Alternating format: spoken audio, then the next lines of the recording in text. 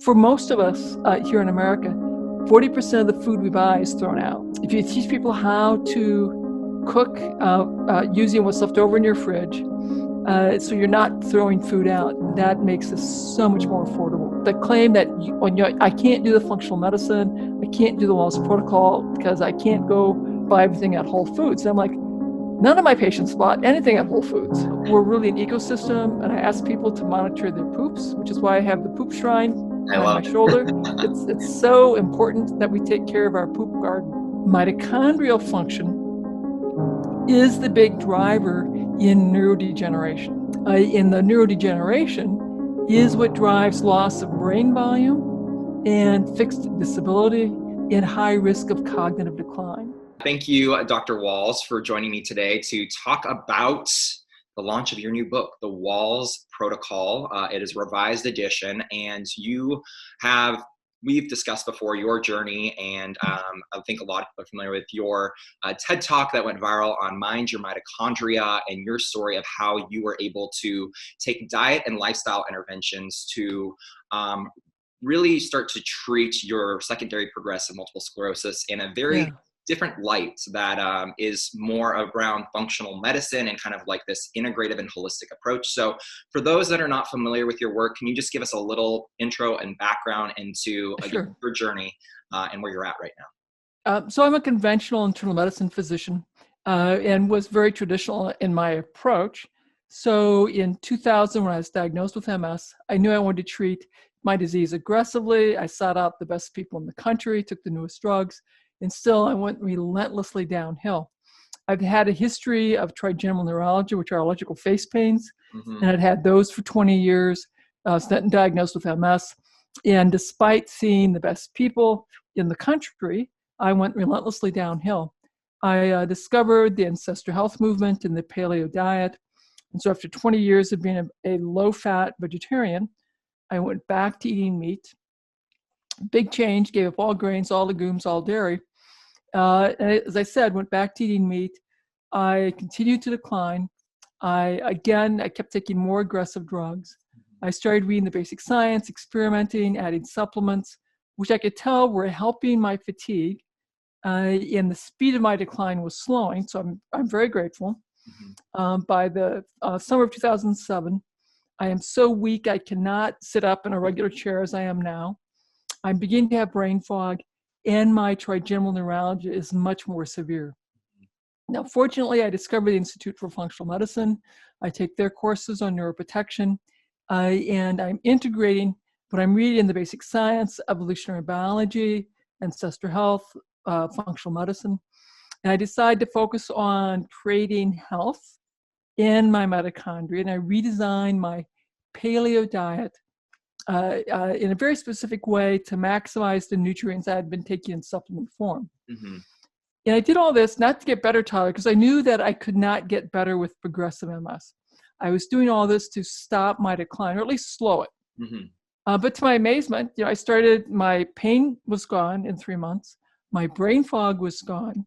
And my physical therapist said, Terry, you're getting stronger. So he had me start lifting weights. And then I got on my bike for the first time in 6 years, and I biked around the block. I'm crying, my kids are crying, my wife is crying. Then in 6 more months, my wife has found a community bike ride, 18.5 miles. We sign up.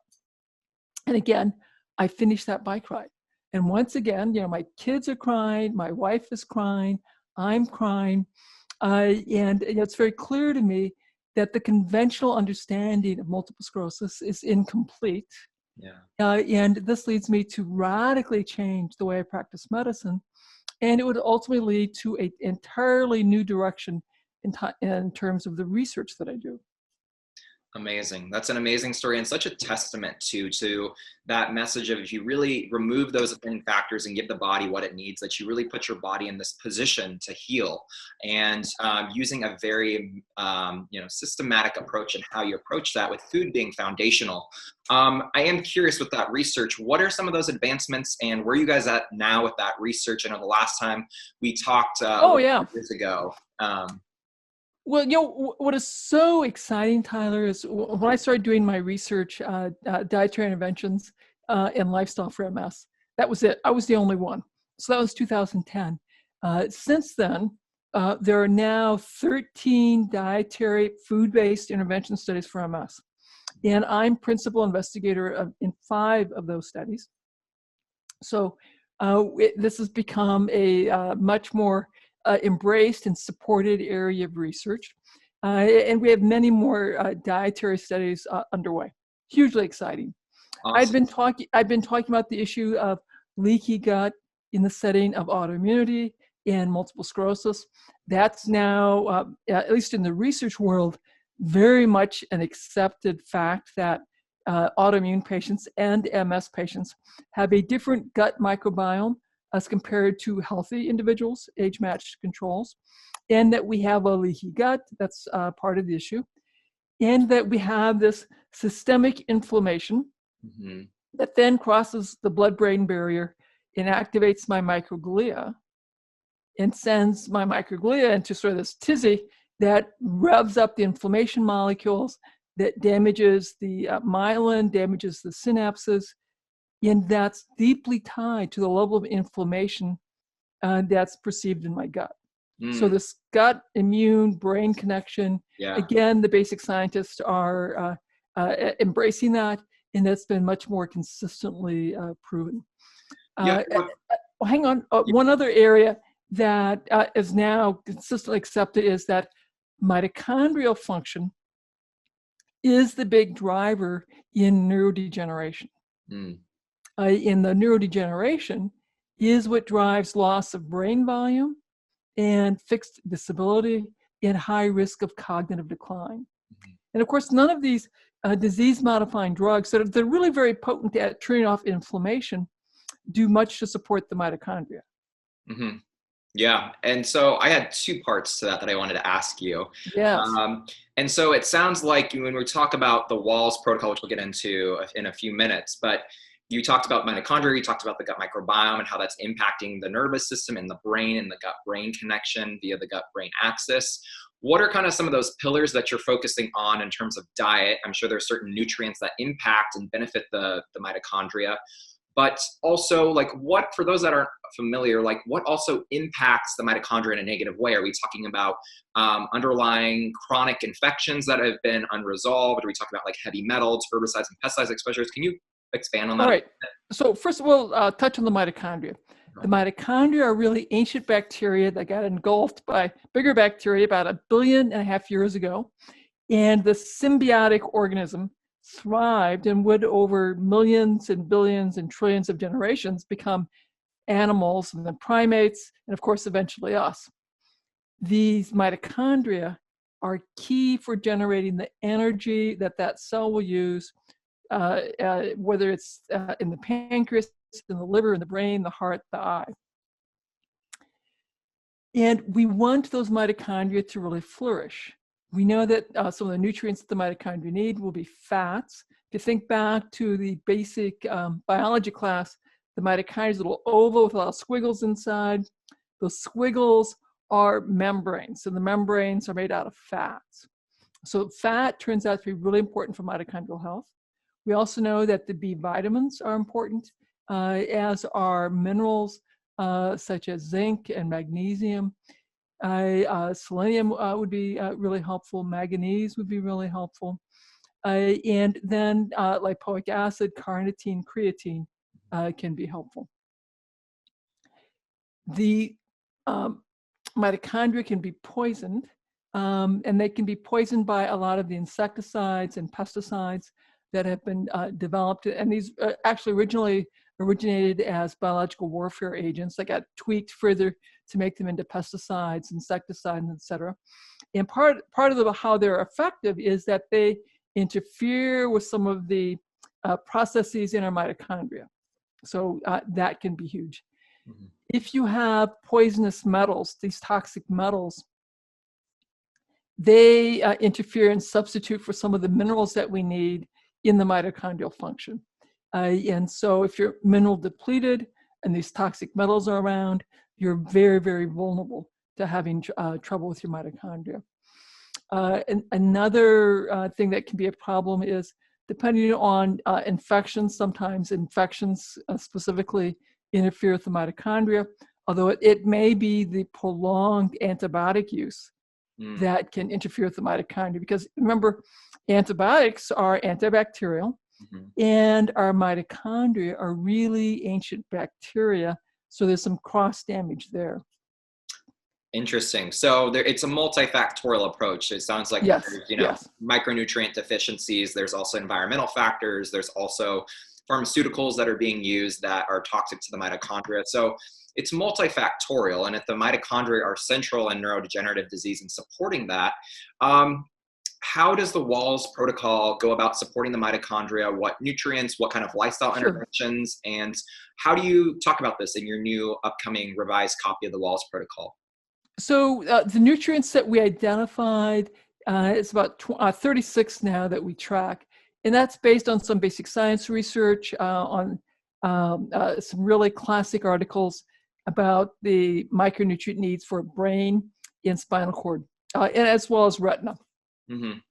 So we took this list of 36 nutrients, and then again, using paleo principles, I tweaked my food rules to make sure people would have a rich supply of all those nutrients, created menus and recipes, and then analyzed how well my menu plans delivered those nutrients, and then tweaked the recommendations so that we would be confident that you're getting all the stuff that you need.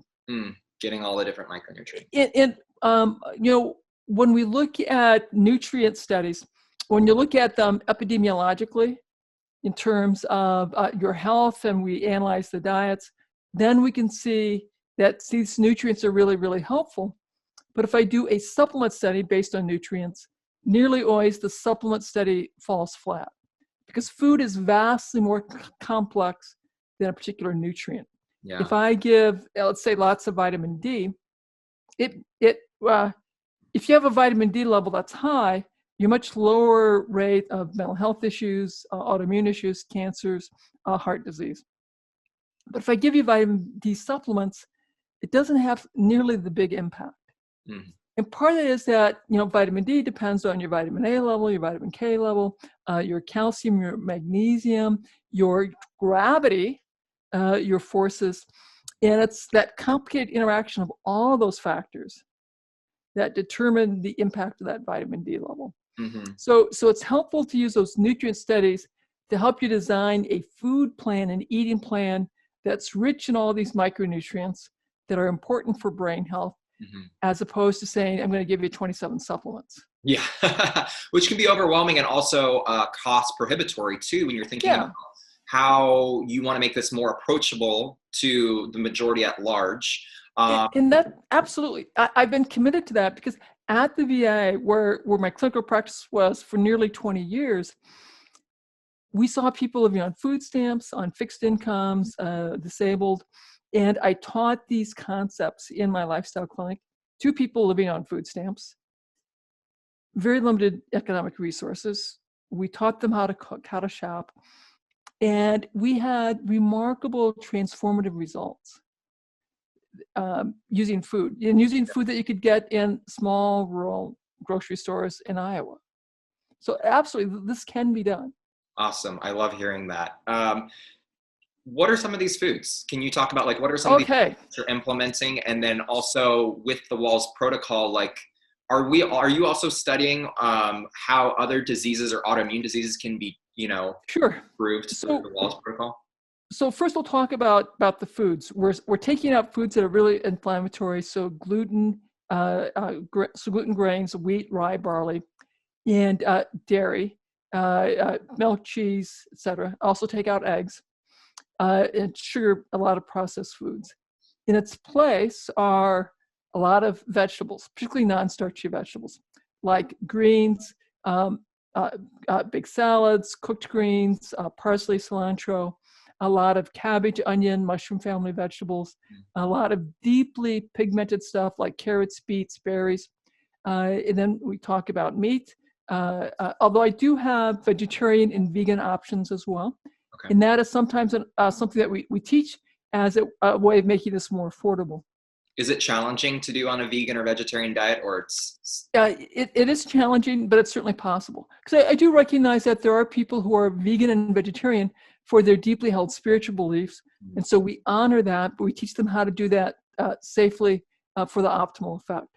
Okay. And we talk about organ meat. You know, I get people to have liver. And because people don't realize that's a superfood, it's actually very economically affordable. We talk about wild game. You know, here in Iowa, many communities have a deer problem. So they have controlled hunts, and we'll have in the meat locker venison that is free for whoever in the community would like to have it. And at least here in Iowa, Wisconsin, Illinois, many people are hunters. And so if you let people know that you're interested in having venison, typically that is very easy to acquire. Okay. You had talked about vitamin D earlier. I know you found, what are some of your favorite food sources? Because you talked about the difference between supplementing and getting it from food. Where are some of those places people are going to get that? So vitamin D, cod liver oil is one possibility. Another is mushrooms. Interesting enough, there's a lot of vitamin D. But the most important thing is to go outside. Yeah. Sunlight is a key nutrient. We have, you know, we evolved as a species outside 24/7, 365 days a year. We gradually spent more and more time indoors. And then, you know, when I was in medical school in the 70s, we were taught that sunlight's associated with skin cancers. And we became very afraid of the sun, put on sunscreen, sun blockers, and that dramatically lowered your ability to make vitamin D. So either you have to get outside, get sunlight to make vitamin D, or you need to take a supplement. Yeah. So I love that you take a nutrient-dense food approach, food first, and kind of that message is food is medicine.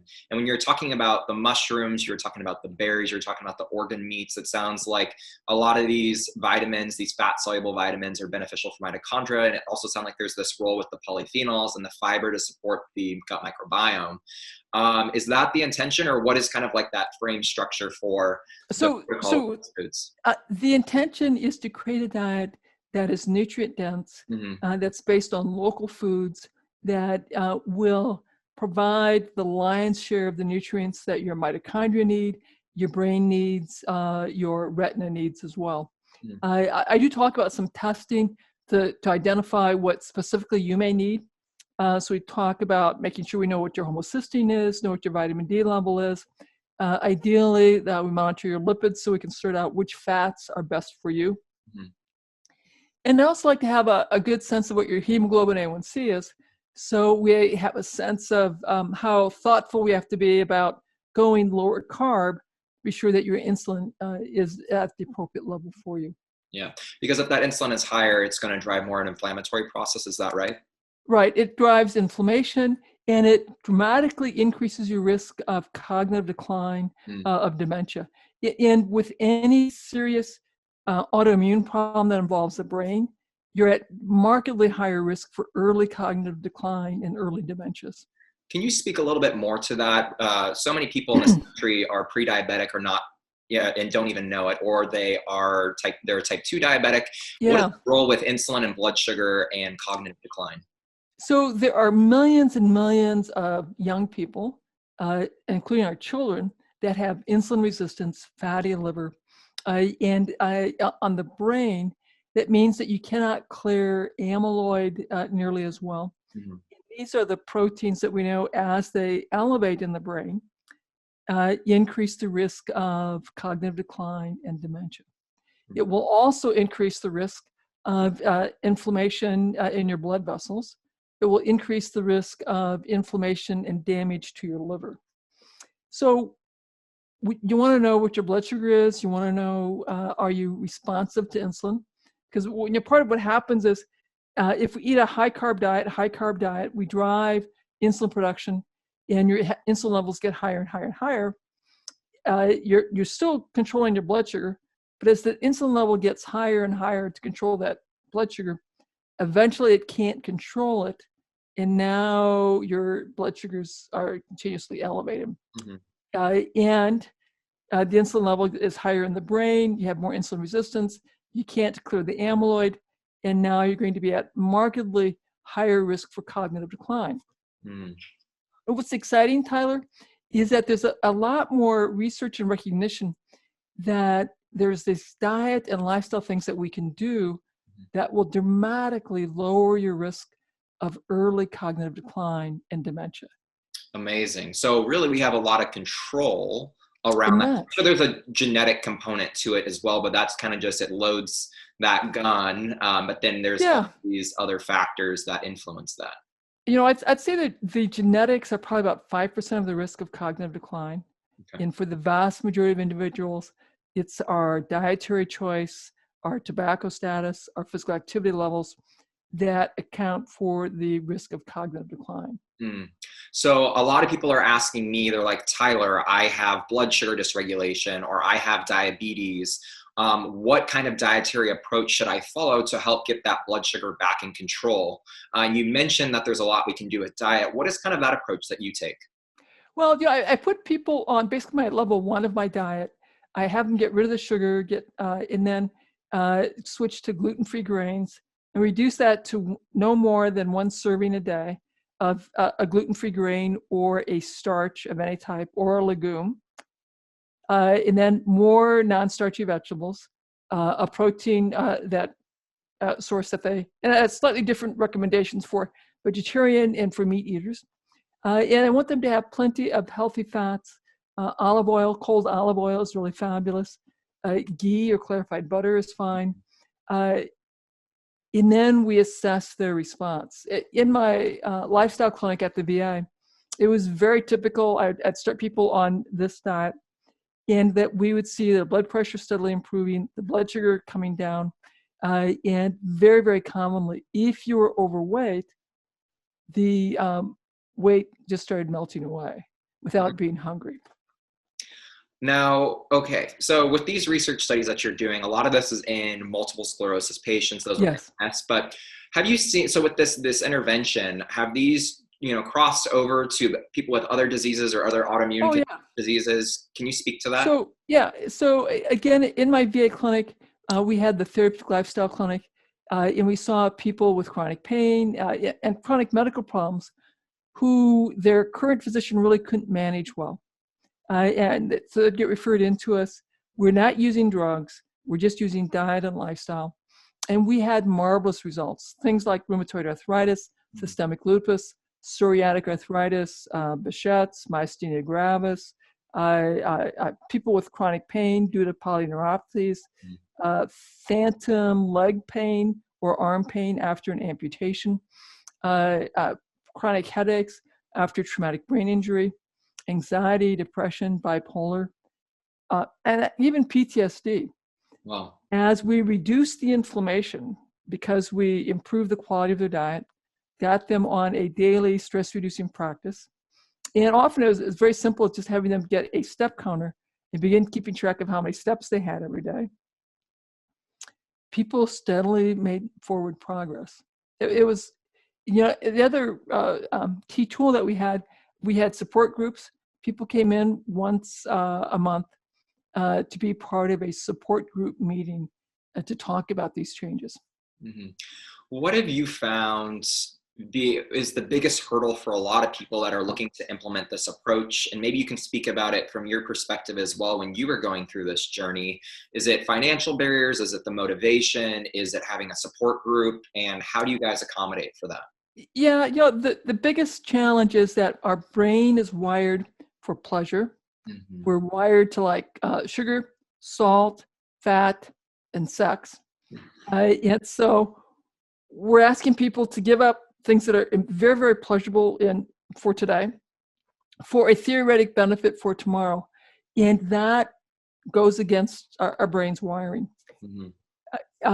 Too many physicians don't acknowledge that we're asking something that's very difficult. And so we spend a fair amount of time acknowledging that, yes, this is hard. You're probably addicted to the food. You probably have cravings. You may go through withdrawal. There's going to be some discomfort. And then we explore, what do you want your health for? What's sort of the big, hairy, audacious goal that you'd like to have? What if you became more well? Mhm. And then we can help them identify what are the incremental steps that will make it easy for you to achieve your goal. Mhm. So we've created this much more robust 15-step process I take people through from their current circumstances to grow their motivation, grow their willingness, and to help support them as they transform from their current lifestyles to a more health-promoting, focused lifestyle. And we've really had great success, and that's part of what I now work at teaching for the health practitioners as well. Amazing. I think community is so central in the healing process. And I'm starting to see a lot more models where it's really a collaborative community-based approach as opposed just to the one-on-one approach that is very ubiquitous. Absolutely. Behavior change is much more effective when you have mentors, peers, sponsors, when you've taken the time to grow the motivation, when you've taken the time to acknowledge that, yes, what I'm asking you to do is hard. There'll be some initial suffering, loss of pleasure initially, Mm, but you've identified this big goal and we're supporting you in that journey of reaching that big goal. awesome.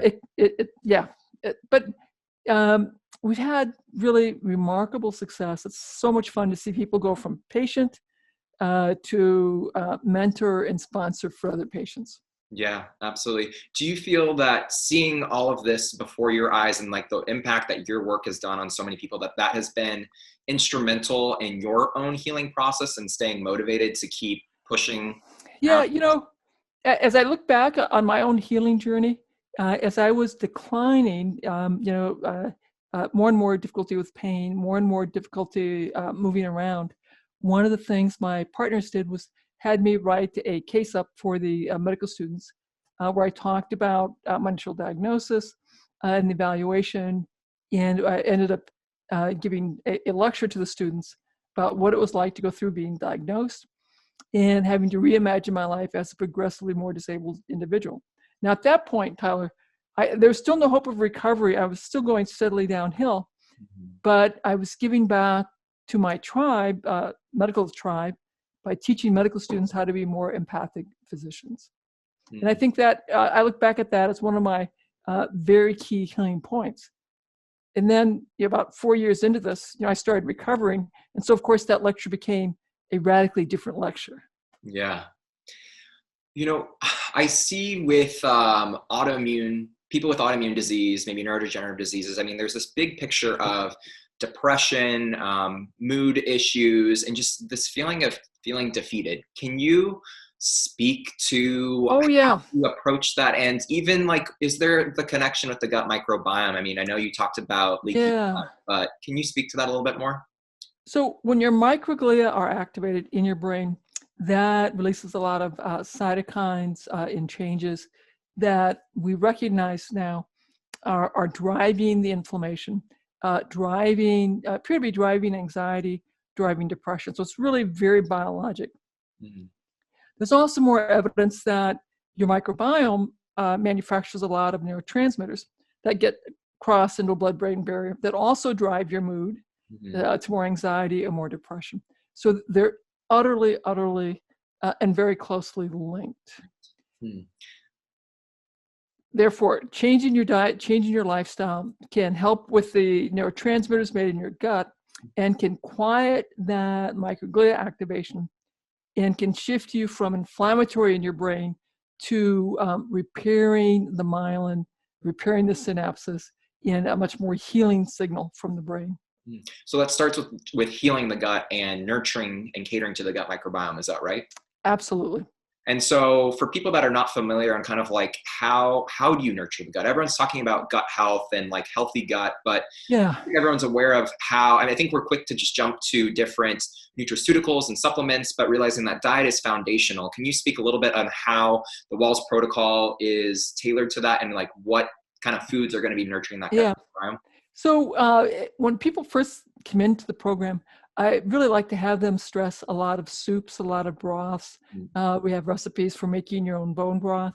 I like to have either cod liver oil or liver once a week because you need the vitamin A, you need the zinc.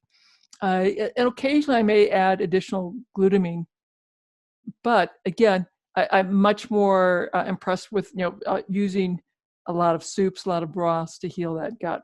Mm. And then we will increase the fiber, the non-starchy vegetables, the fermented foods. And yes, there may be targeted needs for supplements, but keep in mind at the VA, we couldn't use supplements. I couldn't use advanced testing. And what I had was growing internal motivation, teaching people how to cook, and using food. And the limit of my supplements was I could give people fish oil, B vitamins, Saccharomyces boulardii, a multivitamin, and that was it. Are you doing fish oil too? What was that? Fish oil? Do you do fish oil as well? Yeah, we'd give fish oil. Okay. We would also check the vitamin D, and I would monitor lipids to figure out what dose of fish oil, and I would monitor homocysteine to figure out what dose of B vitamins. So I could personalize this to the individual, but it was a very, very small supplement list. In regards to the population of those with multiple sclerosis, is there an ideal vitamin D level that you've seen to be beneficial? Well, this is an area of controversy.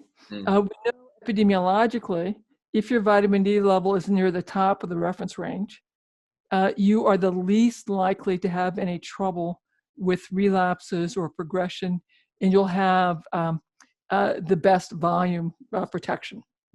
Is that because it's promoting immunostasis, or how? Well, we don't really know. It's certainly the vitamin D level talks to your genes, it talks to your immune cells, it talks to your brain cells. But there was just an abstract that was in the American Committees on the Treatment and Research in MS in an animal model of MS. It said that if you give enough vitamin D, that your calcium levels become elevated, then your disease accelerates. Then your disease accelerates, at least in these little mice. So, there's a lot of excitement about vitamin D. People get really revved up on their vitamin D and may self-medicate, or they discover some of these really high-dose vitamin D supplement strategies. And I get very concerned about that if you're not monitoring the vitamin D level, because the amount of vitamin D that you need depends in part on your skin pigment, your own genetics and vitamin D receptors, how well you're absorbing the vitamin D. And so you can, and the dose range that I use clinically, it ranges from 2,000 units, occasionally as low as 1,000 units, up to 10, and occasionally as high as 20,000 units. So there is a huge, wide variation. What you need to do is get a level, start dosing, follow up to be sure that you're getting to your target level, adjust your daily dose, and then continue to follow your level to be sure that you're not over replacing. Because if you're driving your calcium level up, that's probably not good. That's probably, in fact, terrible. It's all about that equilibrium, and I mean, calcium and vitamin D go hand in hand, and then there's also magnesium that goes into there, and vitamin A, vitamin K. And most of our nutrients are like that. Nutrients have a very complex relationship with many other nutrients, and so I feel much better about thinking about things in a eating pattern that is nutrient dense, so that I don't get things out of biologic ratios.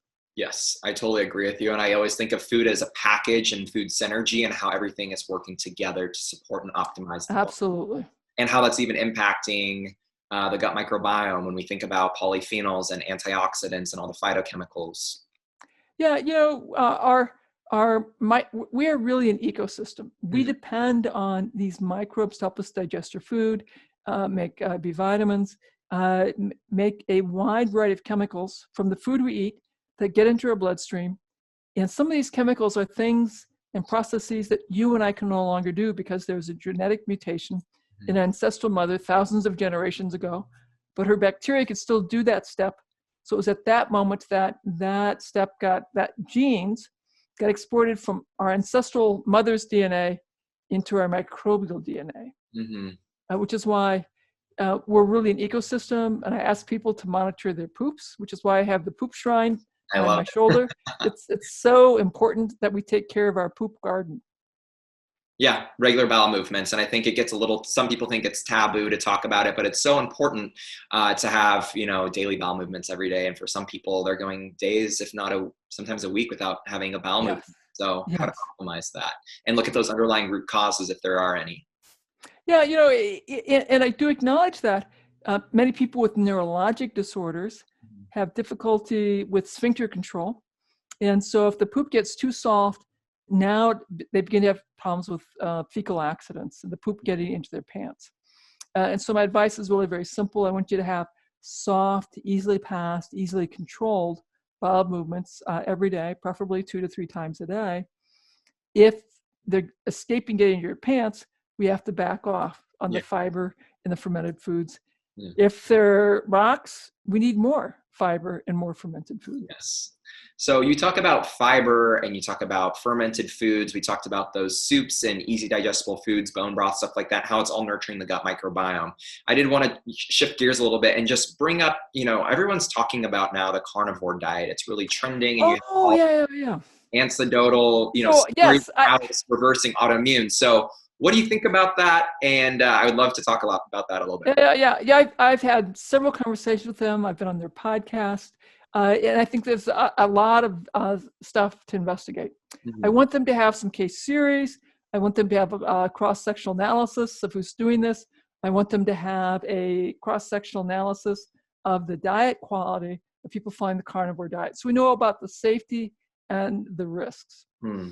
When I evaluate the safety and risks of new dietary advice, here's my strategy. Okay. I look at the research, case series, case reports, to understand more about that diet. And I want it in peer-reviewed literature. Then I also look at, do we have evidence that other cultures have followed this kind of eating pattern? And if we do, then I'll feel that I have a little more information about the safety and utility of it. So far, and again, this is with conversations from many followers of the carnivore diet, they've not yet been able to identify there's a society that eats 0 plant material their whole life. There may be societies that have a small amount of plant material. Many of our Arctic dwellers have animal, but during the summer, then they have plant material.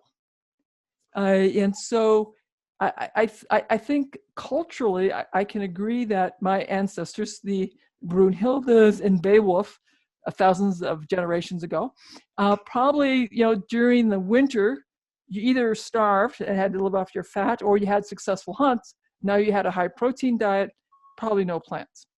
Then during the summer, plants were around. Brunhilde's out gathering the plants and small mammals.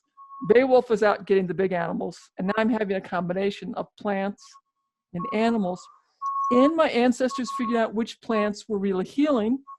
And, there's a strong herbal tradition. And we have a lot more literature that says our ancestors would have about 200 different plant species.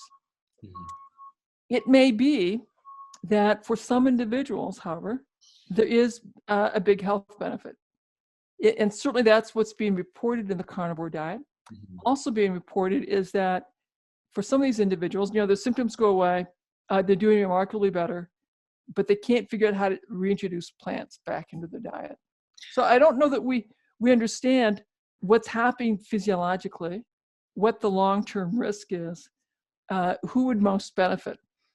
So I've given the carnivore community some feedback as to what I encourage them to do, which is to get case reports written up, case series written up, get some investigator, or to put out a call to help fund an investigator like myself to do a cross-sectional look at the followers of these diets to figure out what disease states have been helped and what is the diet quality, so we can identify, are there nutrition deficiencies that we should address?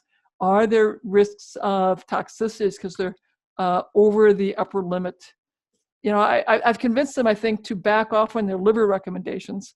With all the vitamin A? Yeah, some of those folks were talking about 12 to 18 ounces of liver every week. And I said, well, you won't kill anyone acutely, but you are going to increase the risk of chronic vitamin A toxicity. Yeah. So I think that I've got them convinced now to back down to 6 to 8 ounces a week, which I feel a whole lot safer about. Is that what you do and typically recommend is around Yeah, 6 to 8 ounces a week. And then I want people to have oysters and mussels. Mm. And I also, particularly if you have any heart disease, have heart Mm. once a week or twice a week. Is that I know. CoQ10 or what? Yeah, What is it? CoQ10. Yeah, CoQ10, carnitine, creatine. Heart's just incredibly good for that. How often do you have? And I like to have it once a week. I like to have liver once a week. Okay. And I sort of go through phases where I have more oysters. Depends on how available they are. Because, after all, I am in Iowa, so it's Yeah. not as easy as you have. So I know you do, I mean, you have your own garden, and I know that you show that on Yes. Instagram all the time. I love it, how tuned you are, and you try to eat with the seasons. Where do you source from? I know you talked about the herbicides and pesticides earlier. Like, do you always opt for organic? You're doing your own growing in terms of Yeah. where you're sourcing from? So I like ideally to eat out of my garden. My kids will make the observation that food fresh out of our garden, prepared immediately, is unlike food you can get anywhere else. So absolutely true. Then I will get from either a local farmer, farmer's market, or local organic grocer to get from a regional farmer. So there's little transportation delay. I particularly love buying my meat, again, directly from the farmer if I can, or the local organic grocer. Particularly, these factory farms and factory processed meat, I think is lower quality and a higher risk for communicable disease. So local, fresh. Having said all of that, though, I do want to reiterate, when I was treating my patients in my VA clinic, the men and women who are on food stamps, limited income, Yeah. we're teaching them how to cook. They're buying conventional food at their local grocery store. And they too had remarkable health transformations. I think for them, the big thing was teaching them how to cook, Yeah. teaching them you can make wonderfully nutritious, healthy meals in 15 minutes, teach them how to use a slow cooker to make their soups and stews. Very, very powerful. So in addition to asking people the usual health questions, I now also ask, do you cook? Yeah. How many meals at home do you make using ingredients as opposed to boxes and cans? Yeah.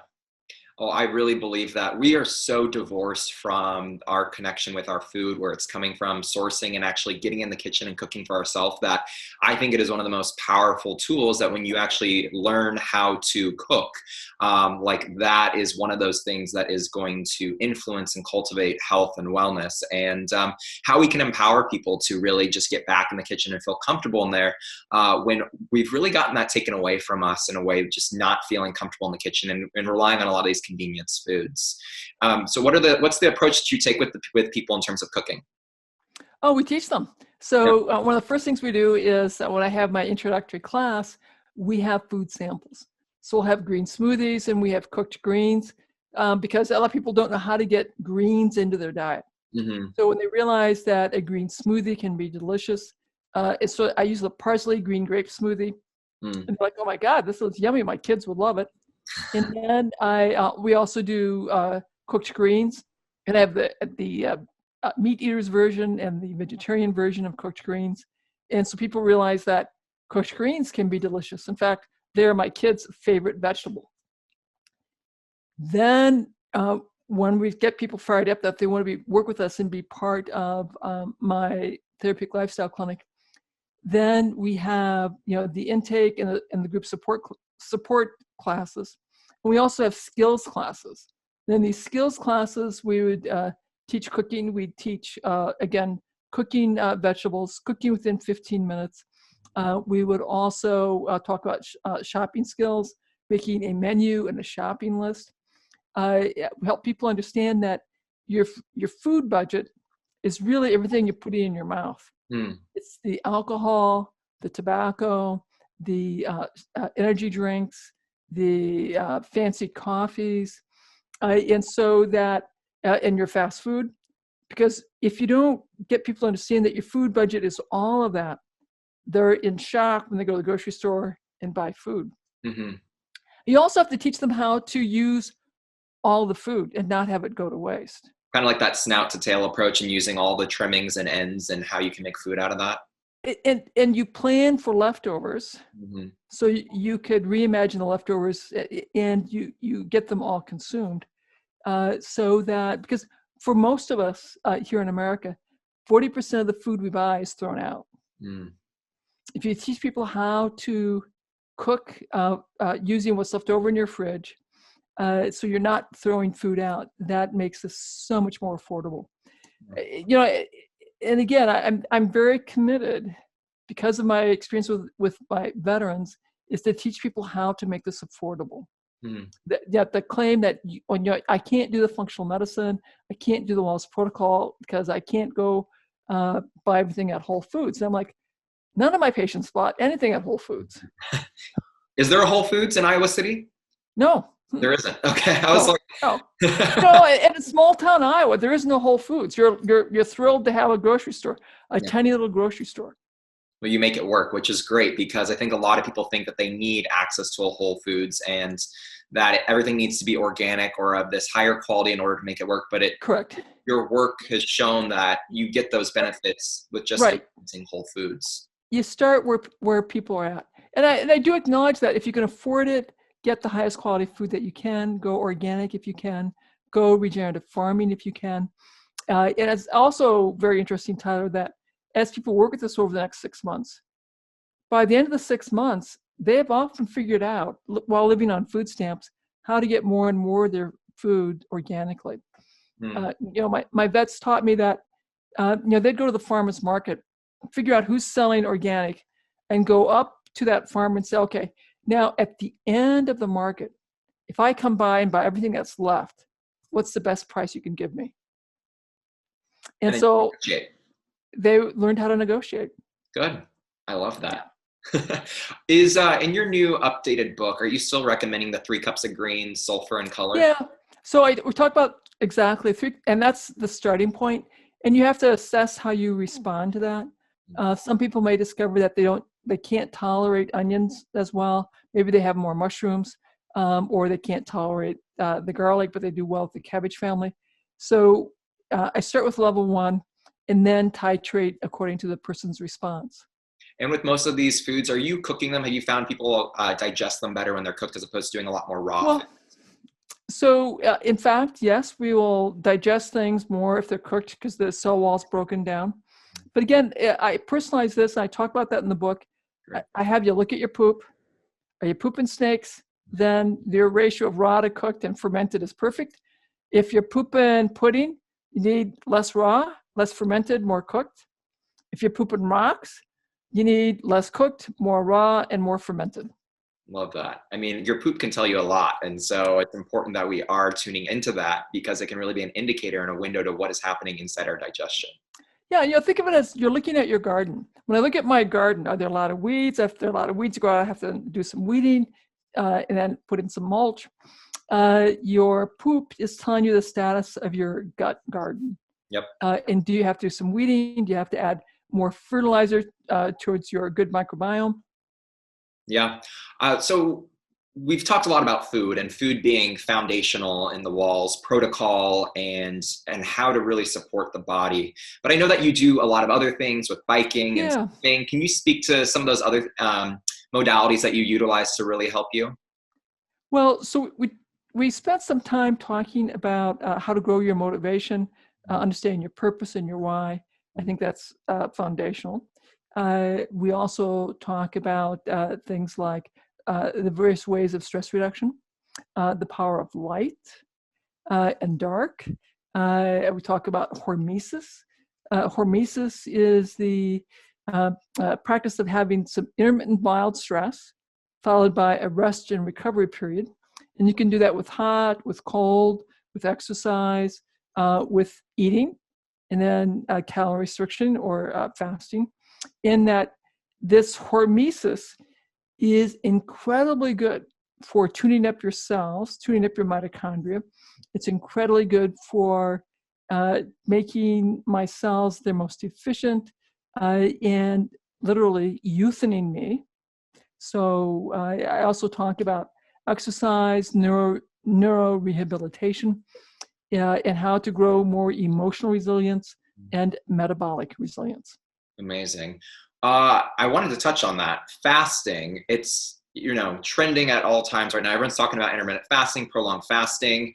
How does fasting play a role in the Wahls protocol? How does it play a role in autoimmune and MS? And how often are you fasting? Well, thank you. So ketosis, there's lots of information that ketosis, speed ketosis, is great for your mitochondria. Looks like it's very protective for your brain.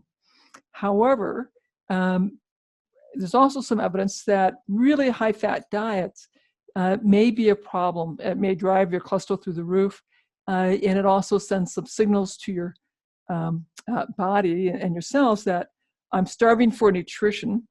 Therefore, I should dial back my thyroid hormones. I should dial back my sex hormones. And that's, long term, if you're starving, that really is just not good physiology. You're going to die. Is that because a lot of fats are coming from like oils and they're more nutrient devoid, or? Well, it can be that I think there are very specific indications where a very high fat diet, ketogenic diet, are appropriate long term. But I think in general, if I think about this ancestrally, Tyler, our ancestors went into ketosis through physical activity because they had to go out and do a lot of work to get their food. The bay wolves had to go 8 to 10 miles, have the hunt, bring everything back. The Brunhildes had to go gathering, again, physically demanding work, carry the kids, bring everything back. And they probably couldn't snack while they were doing it. So we're in ketosis just by virtue of physical activity. We get back, and now the Brunhildes are cooking up the food. The guys are probably chilling out, and we get to eat a higher protein diet, plenty of plants, and you have a couple days of recovery.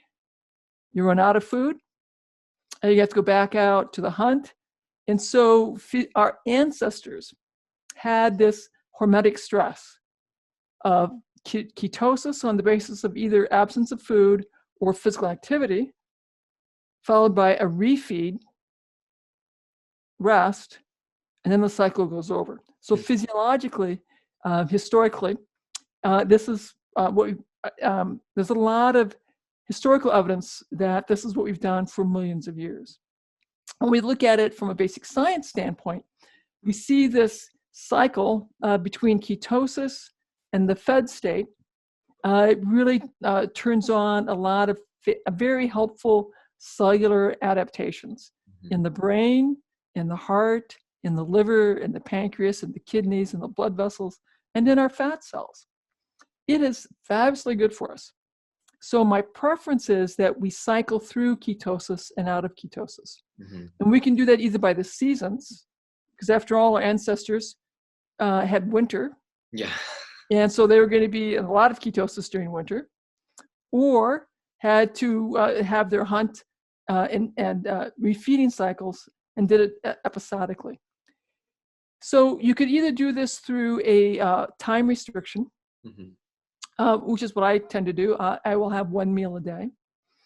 Then you could do periodic fast, where anywhere from 1 to 3 to 5 days or even longer, you either greatly reduce your calories or in some cases go down to water only. And you have a more severe calorie restriction, a more severe stress to your body. But then, of course, you have to have a refeed part. And when you are refeeding, are you focusing on certain foods, like trying to do a higher fat or higher protein meal? Higher protein. Okay, higher protein. Higher When protein. you do the one meal a day, what meal is that typically? Is it breakfast? Is it dinner? It's whatever fits conveniently. Okay. And that's what I tell folks. You want to make this fit into your life. So I typically have tea, and I've been sipping on tea with apple cider vinegar right now, and I'll do that throughout the day. Then I will make supper when my wife gets home, and we'll eat typically around 5:30. And so there's a 1 hour, 2 hour window where I typically eat. If I'm out traveling or I have social obligations with other friends and family, I will mirror whatever's going on. So there are times where I have 2 or 3 meals a day to mirror the social environment. Mm. Does it get difficult with a lot of these, like traveling and speaking engagements, and able to stay on top of your dietary needs and these? Well, I've learned how to do this much more effectively. So I carry with me a head of cabbage that I've sliced up into chunks. I will also carry a bottle of organ meat capsules, and I will carry some meat sticks that I know are gluten-free and are clean for me. And I'll carry chia seeds, inulin, my various tea blends. So I'm carrying, and the reason I select all of that is Yeah, please it tell my audience. travels well, very Okay. conveniently, does not require refrigeration. So I have food available, or I could go out to eat according to what's available. I will often be sure that I have a refrigerator and a kitchenette so I could cook things. Mhm. I can call the local organic grocer and have food delivered to me. Mhm. And the other thing I've done is I've timed my fast to be during that speaking gig because a short-term fast is very comfortable for me as well. You feel the most like mentally focused and alert. Yeah, so when I'm doing my periodic fast, I'm still doing my full workout. I'm biking to and from work. I'm still lifting weights. I'm still swimming. I'm still doing saunas. But Tyler, I've been doing this for years. So I want to be sure that people ease into time restricted feeding and ease into fasting. Yeah. Trying to just suddenly abruptly go into fasting is generally not well tolerated. Yeah, it's tough, and there's so much information out there, and I think people are getting overwhelmed. But I follow time restricted feeding. I typically do a 14-hour window of not eating, and I only eat within that 8-hour window, and that works really well for me. But I think it is important that we acknowledge when we eat is also as important as what we're eating, and kind of getting back to these diurnal rhythms and into like in line with our circadian rhythm. And then I think, as you were talking about too, seasonality. Are you trying to eat more within the seasons in terms of fresh fruit, Yes. vegetables, and stuff like Yeah. that? Yes, absolutely. I work very hard at staying within the seasons. And during the winter, I have it's a lower carb diet Mm. during the winter. And so as my garden comes in, yes, I'm definitely eating more carbs, but it's still a low glycemic index diet. Awesome. Couple different questions before we kind of wrap up that I guess would give people a little bit more info about you. What are you most looking forward to the rest of this year? It's 2020. It's a Oh new my gosh. what are you looking forward to right now? So we just got approved to start our very next study, which is comparing diet and lifestyle, no drugs, to disease-modifying drugs, standard of care, in the newly diagnosed MS patient. So that will be huge because it'll be the first time that we're comparing basically the Wahls protocol to taking the latest in disease-modifying drugs. Our neurology department's very excited. We're very excited. People will come in, we'll get baseline assessments, including MRIs. The people in the lifestyle arm will get trained on diet, trained on meditation, trained on exercise. They will have monthly support groups. And then we'll see them back in a year and repeat all that stuff. It's going to be groundbreaking because no one has ever been able to look prospectively and compare drugs to diet and lifestyle, no drugs. And in addition to, I guess, the therapeutic benefits, I'm sure there's a huge cost discrepancy as well. And with a lot of those. Well, I am very excited. I have a health economist who's working with us, and we're doing some work on comparing Wahls lifestyle, no drugs, to standard of care in terms of the health economics. Hopefully, I don't know how long it'll take us to complete those analyses, but that's going to be very exciting as well. I'm really looking forward to following up and seeing the results of that. So you guys are currently recruiting for that, or is this still in the future? We are currently, well, I'm not quite recruiting. I have approval. We have one more step to go through. So we'll have a link hopefully soon where people can click on and go through the initial screening. If people are eligible or actually are interested, they can contact us at msdietstudy@healthcare.uiowa.edu, and we can go through that screening process. Awesome. And you're coming out with new research all the time. I mean, I follow you on Instagram and I see Yes. that, but is there Yes. also a place where other people that want to read more into that literature can check? Yeah. Yeah. So if you want to get our research papers and this access to this amazing video that we have of the gait changes that people achieve, go to terrywahls.com/research papers. And that'll give you a link to all of our resources. Amazing. And so the new book coming out later this month, when is the exact date that it comes out? March 17th. March 17th. So just around the corner, 2 weeks from now. Yes. And it's the revised version of the original Wahls protocol. Is that right? Yes, Yep. Exactly. And so is this for people that are just struggling with MS, or for anybody that has any type of chronic autoimmune condition that is looking for more answers around food, lifestyle changes? So we certainly have a lot of folks with a wide variety of autoimmune diseases for that this has helped. Rheumatoid arthritis, systemic lupus, psoriasis, scleroderma, Behçet's, myasthenia gravis, inflammatory bowel disease. So my advice is, if you have an autoimmune disorder, pick this book up. It doesn't have to be an either or. Either you do your drugs or you do this. You can certainly do both, with the goal of getting a higher quality of life, less pain, more energy, and potentially fewer and fewer medications.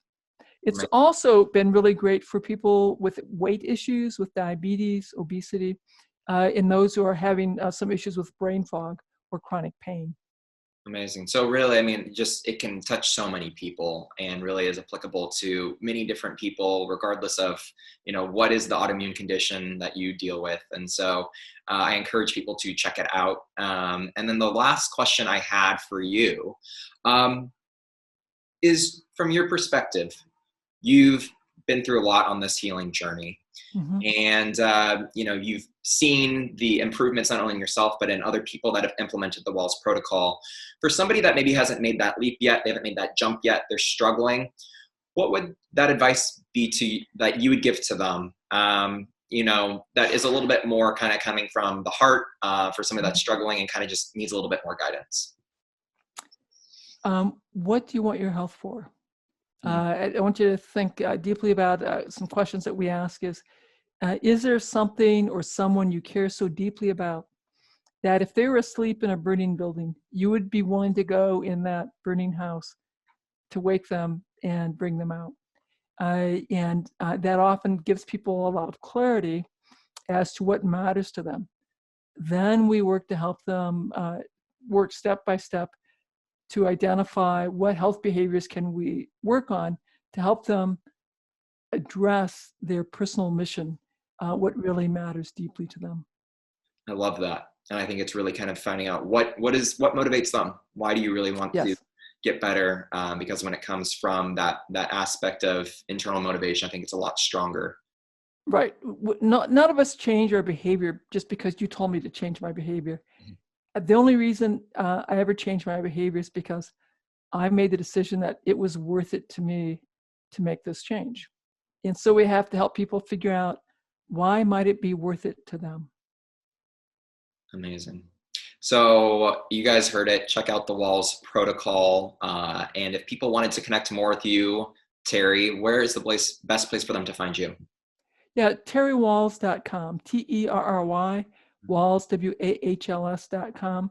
Visit me on Instagram. You get to see a lot of photos of me, my garden, and the foods that I eat. And that's at Dr. Terry Wahls, DrTerrywahls.com. Awesome. Well, I want to thank you, Terry, and just want to commend you too. You are such an inspiration to so many in the chronic disease community and those that struggle with autoimmune disease. So thank you for all the work that you do and you continue to do, and how you lead by example. Bless you. Thank you. Well, hope you have a great rest of your day. Thanks, Terry. All right.